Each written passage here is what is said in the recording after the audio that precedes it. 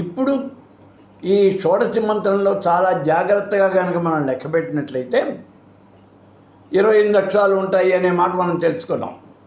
మరి ఇవి 16 ఎట్లా అయినాయి? పంచదశి మహామంత్రంలో ఉన్నటువంటి 3 కూటములు, వాగ్భవ కూటమి, కామరాజ కూటమి, శక్తి కూటమి, ఈ 3 కూటములని 3 బీజాక్షరాలుగా లెక్కపెట్టండి. వాగ్భవ బీజం, కామరాజ బీజం, శక్తి బీజం. కాబట్టి ఇక్కడ ఉన్నవి 3 బీజాక్షరాలు ముందు లెక్కకు వచ్చేసినాయి.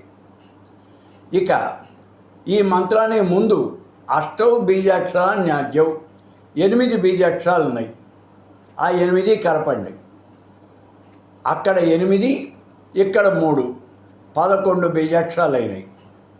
తర్వాత ఈ పంచదశి మహామంత్రం అయిపోయిన తర్వాత శక్తి ప్రణవాలను తిరగేసి చెప్పండి అన్నారు.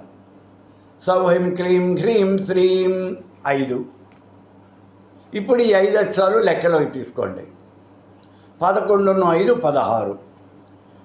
వెరసి మహాషోడశిలో 16 అక్షరములు మాత్రమే లెక్కకి వస్తాయి. ఇందులో నిజంగా ఉన్నది 28 అక్షరాలు, కానీ మనం లెక్క పెట్టేటప్పుడు మాత్రం దీన్ని 16 అక్షరాలుగానే లెక్క పెట్టుకోవాలి. అంటే ఇందులో ఉన్నది పంచదశి మహామంత్రం 3 ఖండాలు కూడా 3 బీజాక్షరాలుగా లెక్కబెట్టి ముందు 8, తర్వాత 5, 13 బీజాక్షరాలు. ఆ 13కి ఈ పంచదశి మహామంత్రం 3 బీజాక్షరాలు కలిపితే మొత్తం 16 అక్షరాలు కలిగినటువంటి మహామంత్రం అవుతుంది. ఇది జ్ఞానప్రదము, మోక్షప్రదము. ఇది చాలా గొప్పదైనటువంటిది, మోక్షప్రదాయిని.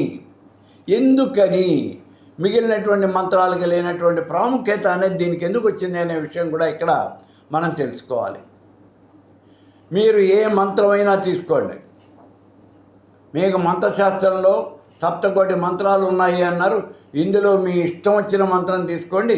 ఇందులో కూడా మహా అయితే ఒకసారి ఓంకారం ఉంటుంది, లేదా 2-3 సార్లు ఓంకారం ఉంటే చాలా ఎక్కువ.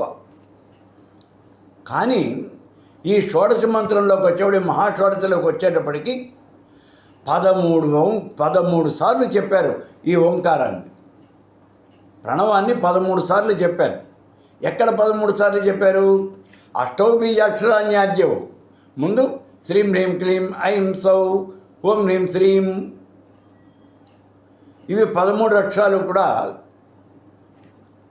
ప్రణవాలే, శక్తి ప్రణవాలు.